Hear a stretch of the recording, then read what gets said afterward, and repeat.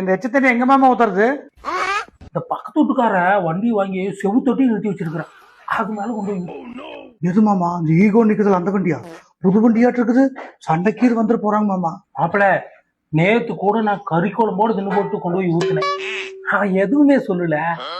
நீங்க கொண்டு போய் ஊத்துங்க, பாத்துக்கலாம். கம்மனது மாமா, அதெல்லாம் அடுத்தவங்களுடைய உழைப்பு, அப்படியெல்லாம் பண்ணக்கூடாது. மாப்பிள, நீங்க தான் இப்படிங்கிறீங்க. நம்ம வீட்டுக்கு பின்னாடி இருக்கிறார்ல, அதான் ஈஸ்வரி. அந்த பொம்பளை நேத்து ஒரு குண்டா சாப்பாடை கரைச்சு கொண்டு வந்து பொழிச்சுன்னு நடு வண்டியில் ஊத்தி வச்சிருக்கிறா. இவன் போய் கேட்டதுக்கு நான் ஊத்தவே இல்லை அப்படின்ட்டான். அந்த மாதிரி சொல்லிக்கலாம், நீங்க ஊத்தி விடுங்க.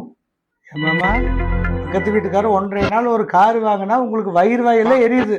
என்ன பக்கத்து வீட்டுக்காரனால பணக்காரனாயிட்டு நம்மளை மதிக்க மாட்டானுங்க. இந்த மாதிரி எண்ணெய் இருக்கிற வரைக்கும் என்னைக்கும் முன்னேற முடியாது. இந்த தண்ணி நான் கொண்டு கவர்ல ஊத்தி காவாயில் கொண்டு எடுத்துட்டு போயிடுறேன். நான் இந்த மாதிரி கப்பட்டு வேணும் ஊருக்கு 4 பேர் இருப்பானுங்களாட்டு இருக்குது.